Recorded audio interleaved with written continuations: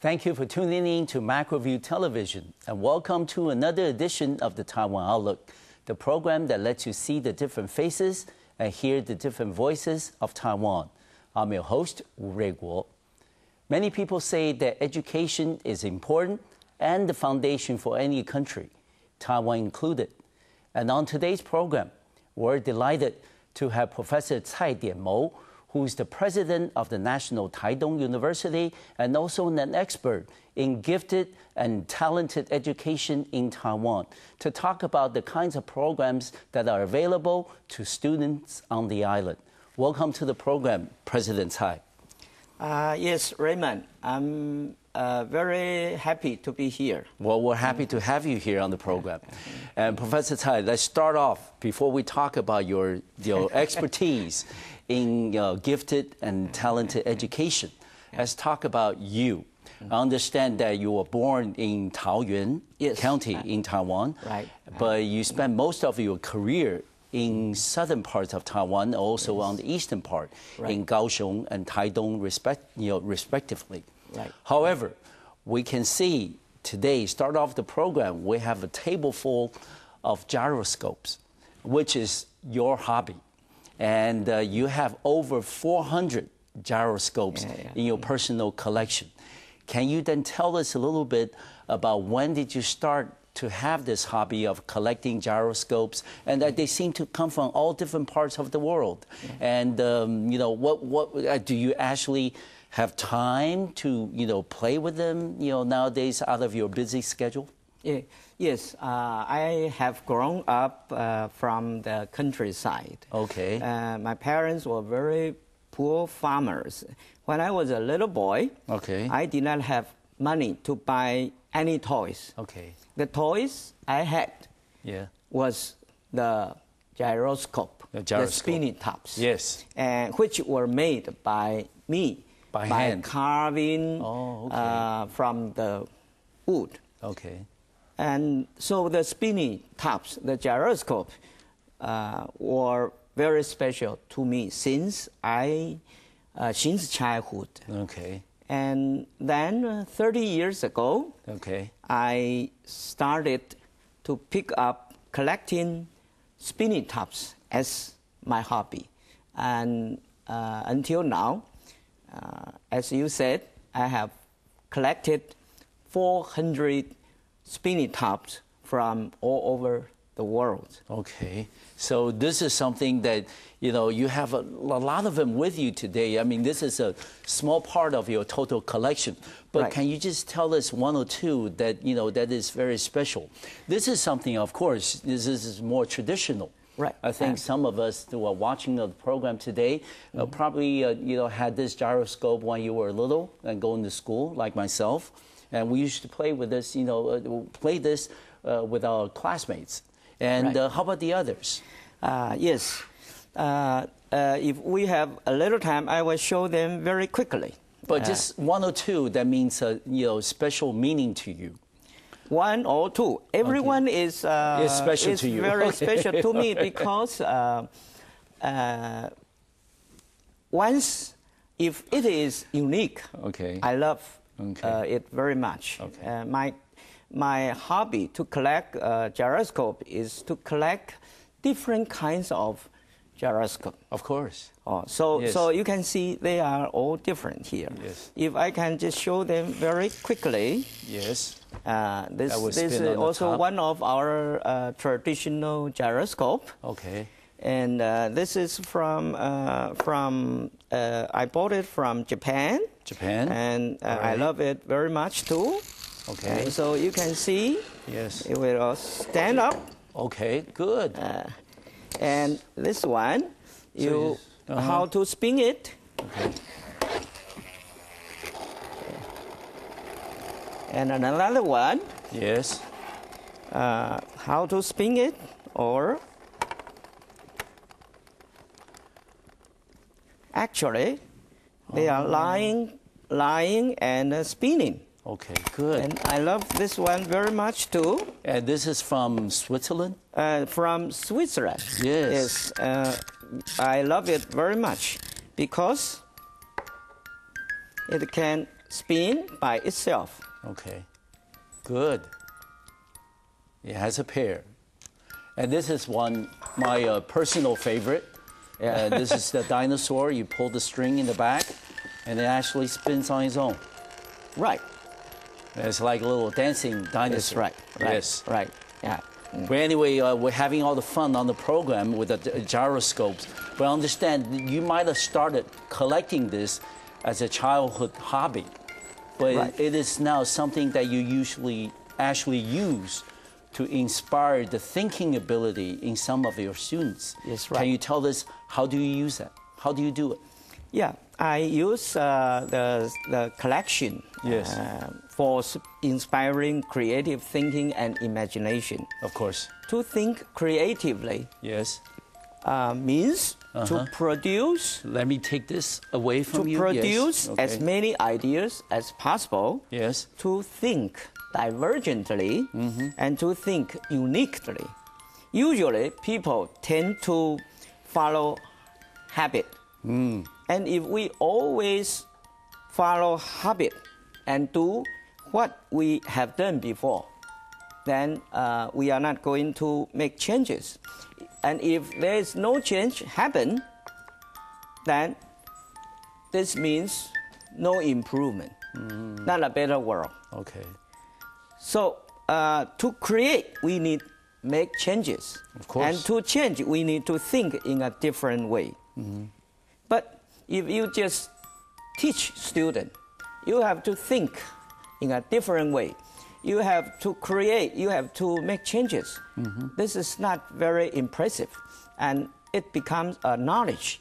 Okay. But more important is the attitude. Of course. Of a creative attitude. So what I did is by using all kinds of spinny tops, different shapes, different colors, different sizes, different materials, and different ways of spinning the gyroscopes. In that case, the audience will be very impressed by the variety, by so many different ways, different kinds. And our minds will be broadened and our imagination will be reinforced. And start to believe that instead of the traditional way, for example, this is the traditional gyroscope. But if we always think a gyroscope should be just like this, no other ways, then your mind will not be broadened and we will just do what we have done before. We will not create a new gyroscope. Okay. So instead of the traditional way, people or students start to believe there are many other ways of making a gyroscope and many other ways of making a gyroscope spin. Okay. And if we do believe in that, our attitudes will be changes. Okay. And by playing the toys, I can inspire thinking in an interesting way and playing the games, and they can enjoy creativity. Good. I think the viewers at home and myself certainly had a lot of fun playing with the gyroscopes that you brought today. But Professor Tsai, I understand that you also have another hobby, that you are a basketball player. Yes. I don't mean no disrespect, but physically you're not, very tall. Right. People will think that, how can, Professor Tsai, of relatively small size, play the game of basketball. Especially, you're very good in long-range shooting. You're very good with three-point, shots, and you got your PhD from University of Connecticut in the States. And UConn has one of the best college basketball programs in the U.S. So can you tell us a little bit about your philosophy of playing the game of basketball? And also, I heard that you came in fourth place in a three-point, your shooting contest. Yes. Once. Tell us a little bit. Playing basketball actually is not my specialty. No, playing it's a basketball hobby, is just my favorite exercise. Okay. But since I'm so short, it's not easy for me to catch the ball. No. And compete with others. But if I'm good at shooting, I still can be useful and welcomed by my team. Okay. And there is no secret of becoming good at shooting 3-point. Okay.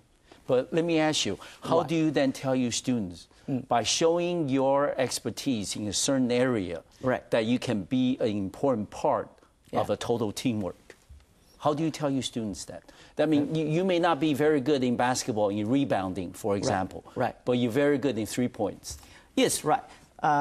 You got to believe that everyone has strength. Yes. You have to take advantage of your strength. Yes. And if you don't have the strength, you develop it. Okay. And if you want to develop your strength, the secret is practice, and practice. Okay. But keep on practicing. Sometimes it's hard work. Okay.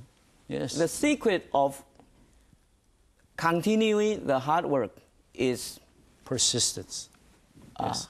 No, the interest. Yes. If you have developed the interest, you enjoy doing it, then you have the passion. And if you have the passion, and practicing is not a burden to you at all. No, it's not hard work. You will enjoy doing it. Of course. And if you continue to practice and working hard on a specific field, there is no way to stop you to become an expert. Exactly. We're going to thank Professor Tsai for sharing with us his collection of gyroscopes and also his experiences in playing the game of basketball. And we're going to take a short break on our program. When we come back, we're going to be, turning a little more serious and talk about the other specialty that Dr. Tsai has, which is gifted and talented education in Taiwan. I'll see you in just a few minutes.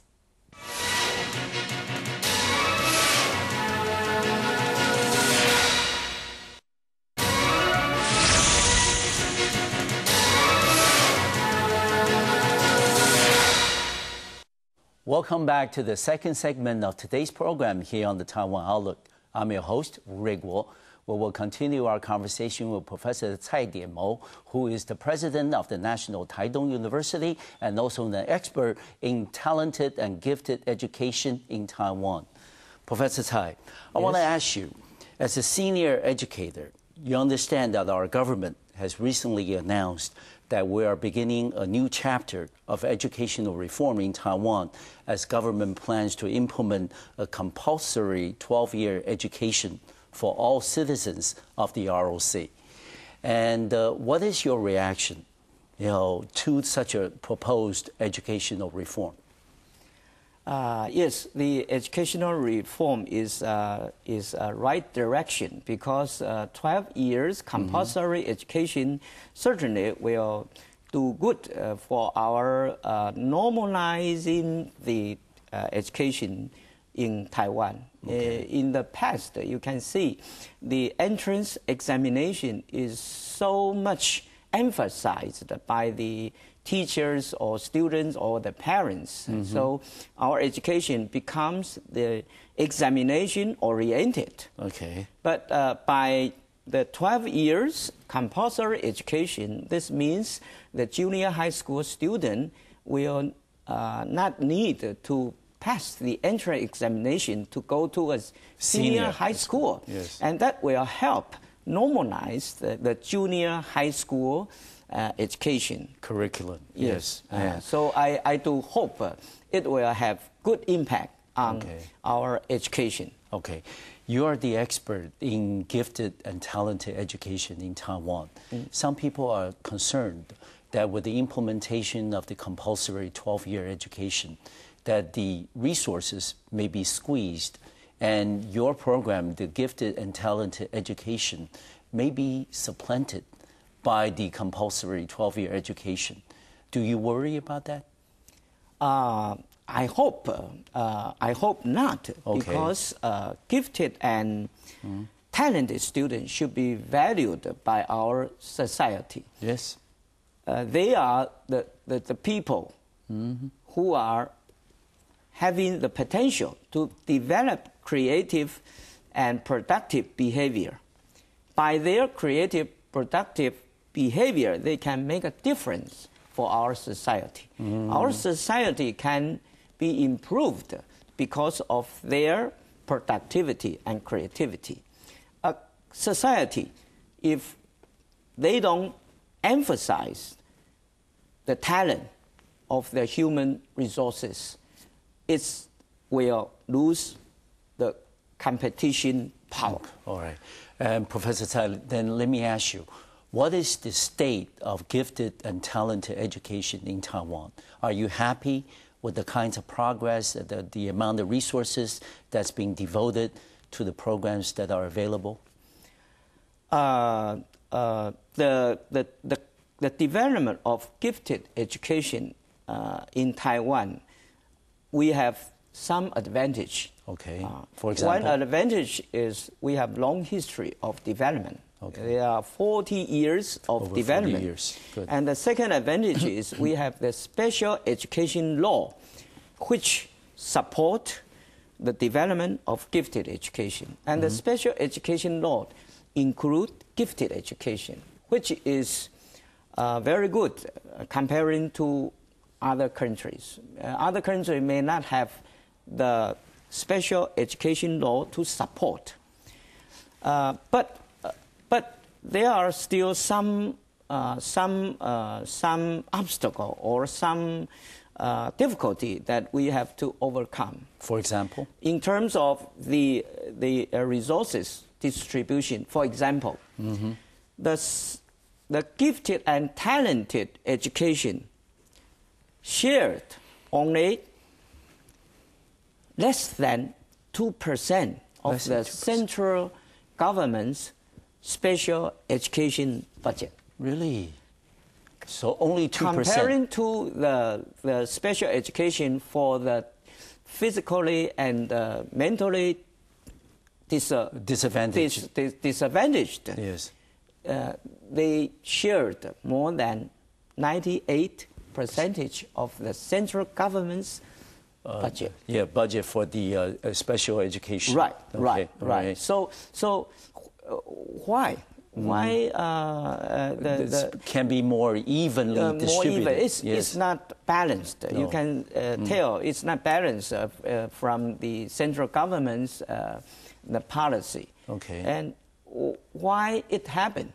I think it is because in our society and also in the minds of the policymakers, people pay attention to the weak side, of course, of the society.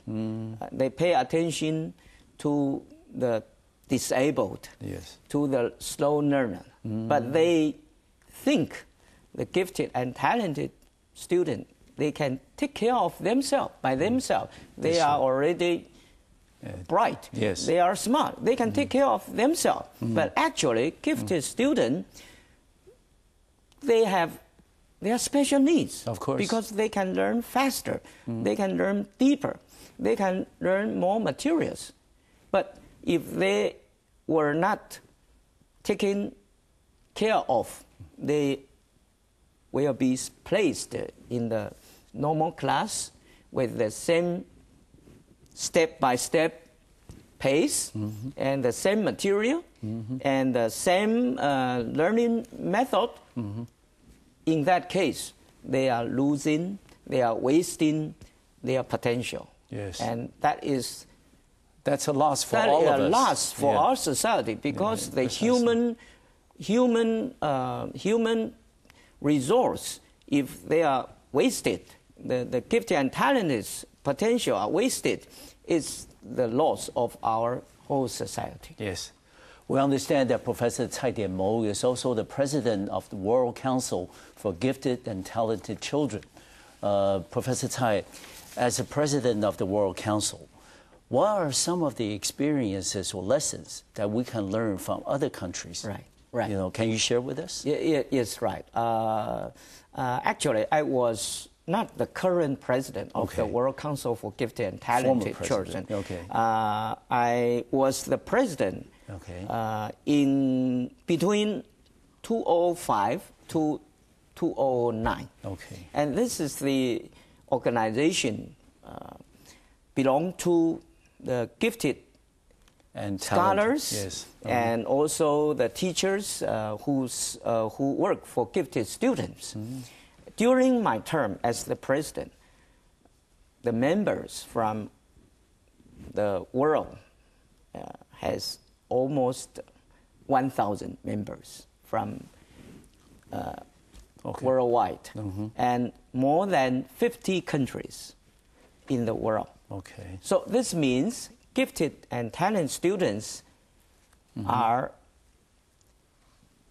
taken care of or are emphasized everywhere in the world. Yes.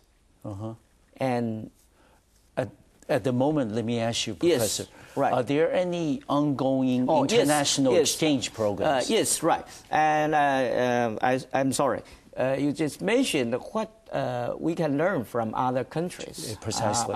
For example, I can probably give 3 examples. First, the teacher training, I would say, is very important for us to learn. To teach gifted students, the teachers need special training. They need to learn the method to teach gifted students. Then they need to learn the characteristics of the gifted student, and they should have the training to be able to develop curriculum for the gifted student. But for us, teachers for the gifted student, there are less than 50% who had the special education training. And so this means the teachers, they can teach regular students, but they still need more training in this field. And there are many other countries, they provide certificate for teachers in this field. And this is something that we should continue to learn and work on it. And the second, I would say that there are many countries in the world, like United States, like England, and like even Korea. They have the National Research Center for the Gifted and Talented Children. And the research center can do a lot of things for gifted education, for the research of policy making, and to provide training for teachers, and to help to develop curriculum and teaching materials for gifted students. And from many countries' experience, once they have the Center for Gifted and Talented Children, as in the national level, it worked very, very well. Even like Korea, they started gifted education less than probably 15 years. And to us, Taiwan, we have 40 years. And we try to encourage the government to support, to provide the resource to have our National Research Center for Gifted and Talented Children. But it did not work out. Hasn't happened yet. And I do hope we can have the support to have our National Research Center like other countries. Good. And Professor Tsai just identified some of the things that we can learn from other countries. When we take a short break, and after we come back, we will talk about the kinds of exchanges that we have between China and Taiwan in cross-strait relations. I'll see you in just a few minutes.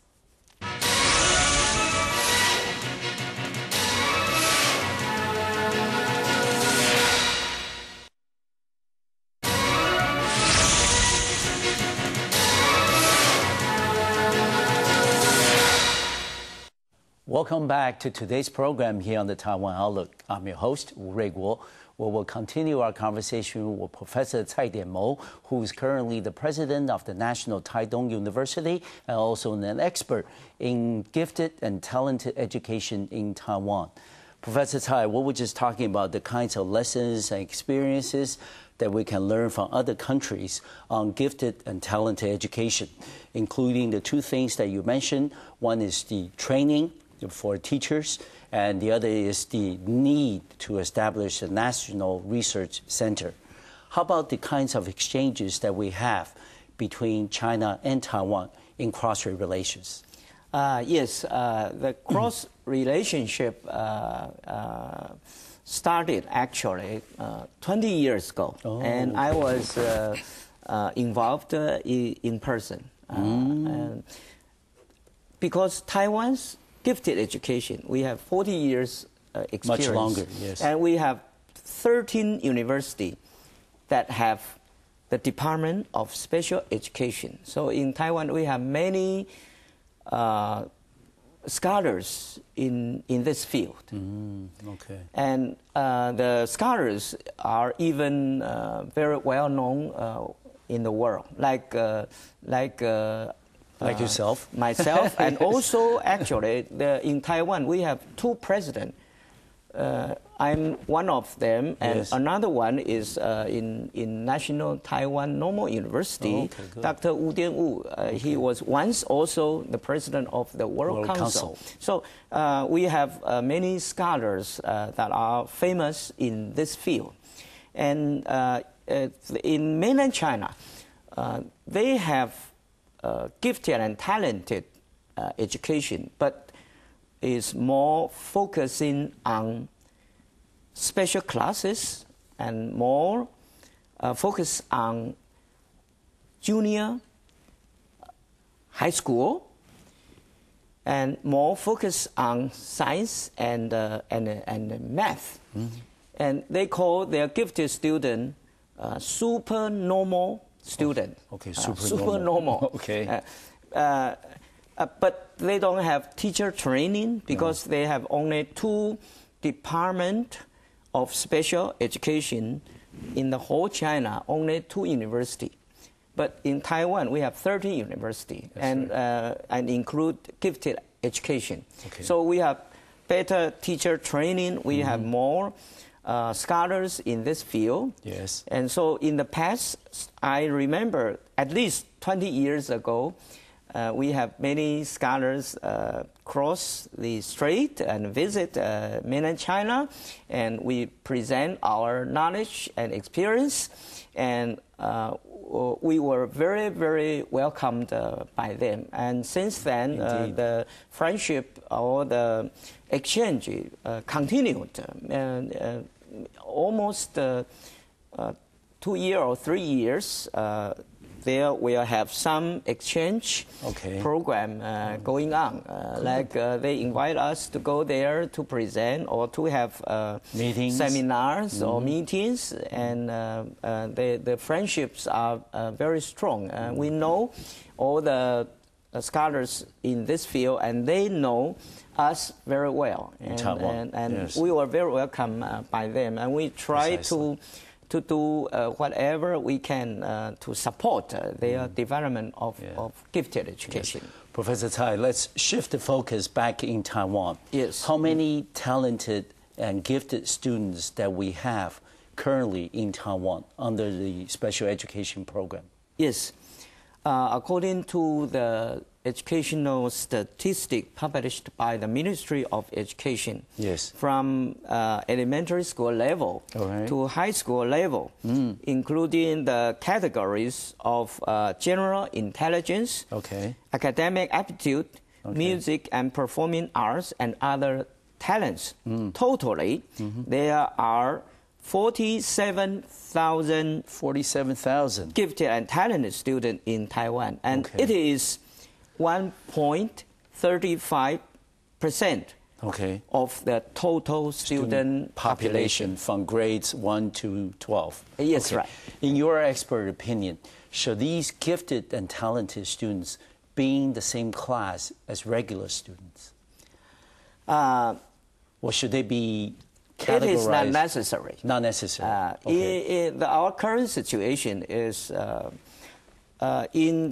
under junior high school level. For the general intelligence and academic aptitude gifted and talented students, they are placed in a pull-out resource room program. Okay. And for the arts gifted student, yes, and senior high school level, yeah, gifted and talented student can be placed in a special same classes. This is our current situation. Okay. But it is not necessary. No. All students be put in the same class because gifted students still need a normal society. Of course. Gifted students cannot live together all the time in their life with gifted students, gifted people only. Yes. After they grow up, they have to lead, to become leader. And for the normal society, they need to work together with all levels of people. So, a normal society, a small normal society is very important for gifted students too. Okay. And it is more important is how the students are treated and how the curriculum is developed, and if it is appropriate for their ability level. Okay. And so it is not necessary to put all students in the same class. Okay. For a lot of parents who are watching our program today, they must have one curiosity in mind, which is, Professor Tsai, if I have kids at home, how do I know, from what indication, that I know my kids are talented or special in a certain field? How do I discover that? Yes, right. Yeah, if you found that your kids has good memory power, can speak or write very fluently, can respond very quickly, or very creative, or show some talent in a specific arts or performing performance in some specific task very well, this might mean that your student is very smart. And especially if you feel that your kids always complain that they were very bored in school, then this might also some cue that your kids might be smart because the curriculum, the teaching is not appropriate for them. Okay. We often read in the newspapers that Taiwan students have done well in the international Olympiad competition in math, in chemistry, and physics. Are these the primary areas that our government is concentrating on for gifted and talented students? Or are we looking into other areas as well? For example, creativity, and also in the liberal arts like music, like arts, like painting or whatever. Right. Is that also equally important? Yes, equally important because based on the special education law, there are 6 categories of gifted and talented. Which are? General intelligence and academic aptitude. The Olympiad you just mentioned, like the chemistry, physics, or math. It belongs to the academic aptitudes field, and also the music and art talent, and creativity, or leadership, and other talents. So there are 6 categories under the support of our special education law. And from elementary school level to high school level, actually, each area were very well emphasized. Not only the chemistry or the math or physics. Okay. But we do very well in the Olympiad area. So yes. So it's some kind of success for Taiwan. Mm-hmm. And finally, for this this part of the program, that Professor Tsai, if I were a parent and I find that my children meet some of the criteria that you identified, right. As a parent, maybe I need to make adjustments accordingly. Understand that I have a gifted child with me. What would be the word of advice from an expert to a parent? Yes, the first I would suggest, if it's possible, try to find or try to look if there is a gifted program nearby or in the school, and try to recommend your kids to get involved in the gifted program, because the gifted program, they can provide differentiated curriculum, and the learning learning material is more appropriate for your kids, and the teaching or the teacher can help your kids to become more creative and productively. Okay. So the first, if there is a gifted program, then I would suggest that you try to encourage your kids to get involved into the program. Okay, hold that thought, Professor Tsai, because we need to take another break on our program, and when we'll come back, we will hear from Professor Tsai about other advice that he would give to parents of gifted child or students. I'll see you in just a few minutes.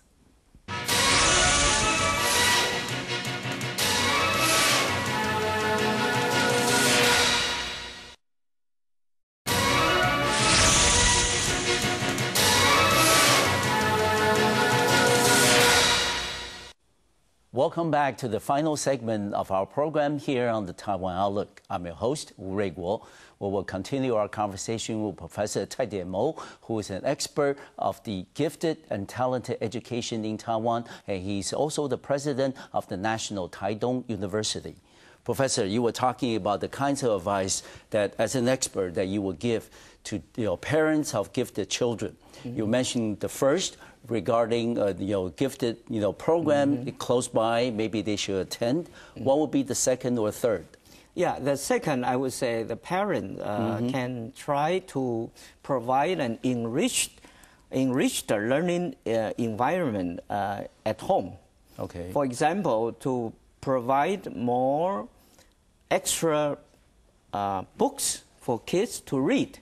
Right. If the kids love or enjoy reading by themselves, actually, the curriculum at home is more challenged, and that will help your kids a lot. And if your kids are interested in art, for example, then try to provide the environment as support the interest of your kids' art talent, or try to support your kids to involve or to have the access of the arts environment in the community.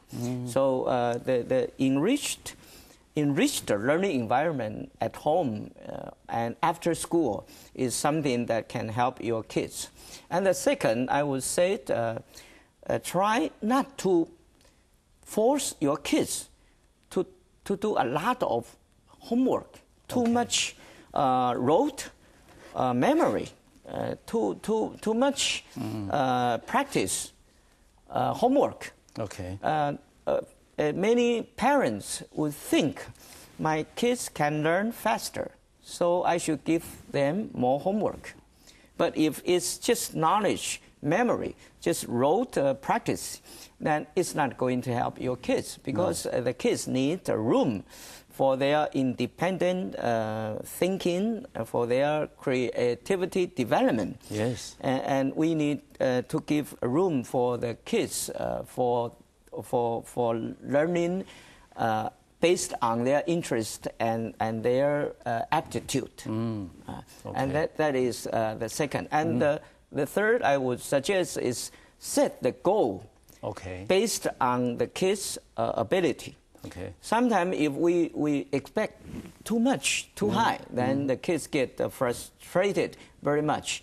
But sometimes we also think the kids, once they are happy, it's okay. So try not to set the goal that is challenged to your kids.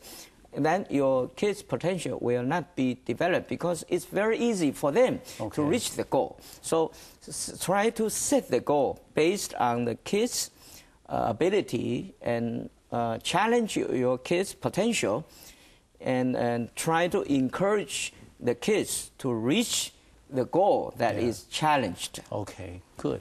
Professor Tsai, we understand that you have been a very distinguished educator in Taiwan, that you received your education in North from the Taiwan National Normal University, and also you went to the U.S. for your PhD at University of Connecticut, and you came back and you taught primarily in the southern parts of Taiwan, like Kaohsiung, and later on in Taitung. And would you say that, based on your distinguished career as an educator, that there is a gap in our educational system between the North and South and between the East and the West Coast? Would you think so? I would say so. Thank you for pointing it out, because in terms of the resource distribution or the priority of the high school students' dream to choose the university, yes, there is a gap. From the North, probably is better than the South, and the West probably is better than the East. It is, as far as I feel, it is, in some way, it is true.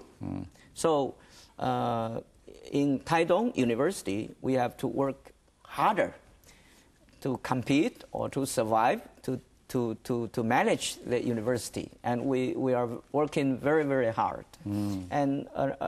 But in other ways, we should also look into the advantage side.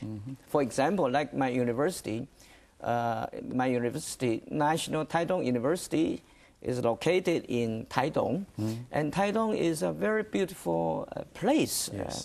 And my university's campus is very beautiful. And we are the only university in Taitung. And traditionally, the school, the teachers pay attention to students, care about students, love students very much. So it's a very warm university. And the students come to my university, they are very well taken care of. So we have to look into the advantages side and try to work on the strength side too. Not only look into or worry about the gap or the disadvantage. And what then, as a senior educator, what then can our government and also the private sector do to try to help to alleviate the differences between the North and South and East and West? Yes, thank you. Of course, one way is the resource distribution. For example, in my university, the student from the poor family or the student from the indigenous tribes people and the student from the special education need, like the disabled family, or they themselves are disabled. The student totally more than 8% in my university. And because of that, because they don't need to pay tuition in my university. So in my university, each year we need to pay 15 million Taiwan dollars to cover their tuition. Okay. And comparing to other university in the north or in the west, this kind of student is very small percentage. So this is something that the government should support. Taitung University. Since the student in my university, we have the responsibility to take good care of them and help them. So this is one way that the government can provide more resources and budget for this kind of university. That's something I do hope. How about private corporations? Yes. Private cooperation in Taitung also is something that we need to work very hard. But in some way, since this university alumni probably is not so competitive with the other universities in the West or in the North, especially my university traditionally is a teacher training university. It is a Taitung Teachers College, transformed from that. So our alumni, many of them, most of them in the past, they are teachers or educators, and they probably cannot earn a lot of money, and so they don't have the ability to invest or to donate a lot of money to the university. So in this case, we need to ask more private donation. That would be very helpful to my university. Of course. Professor Tsai, finally for our program today, we know that there's been a number of reports regarding campus bullying in Taiwan, especially at the junior high school and senior high school level. What is your suggestion to address this problem as a very experienced and senior educator in Taiwan? Yes, that's a very good question and very important. From my point of view, as educators, there is no bad children, student, from the education's point of view. So love and care is one thing very important. So as educator or teachers, we should not blame the student because there must be some reason why the kids develop the habit of bullying, and this is the first. And then the second, I think another way is another thing is keep on working on educational reform. From my point of view, in our educational system, we pay too much attention on academic achievement, the test scores. And so the student who can feel the success is the student who scored on the top, the first high score or the second or the third. But other students, they have no way to feel they are successful because they cannot do so well on test scores. So I think one thing is very important is to normalize the school teaching. Of course. If we normalize the school teaching, then the export is emphasized. The art is emphasized. Every field is emphasized. So students, they have multiple talent. And once they have talent in any field, they have the opportunity to express their talents and feel successful. And in that case, every kid can be successful. Then they don't need to bully others. To feel they are mentally dropped out. They are not recognized or welcomed by the school. And I think that's the key to overcome the bullying situation, probably in Taiwan. Professor Tsai, thank you very much for being on the program today. We certainly learned a lot from you, not only your gyroscope collection, but also your experiences as a senior educator in Taiwan. We want to wish you all the best in all your personal and professional endeavors in the future. Thank you very much. Thank you very much, too. I enjoy being here and chat with all of you. Yes. Well, thank you for watching our program today. I'll see you next time on Macroview Television and Taiwan Outlook. Thank you.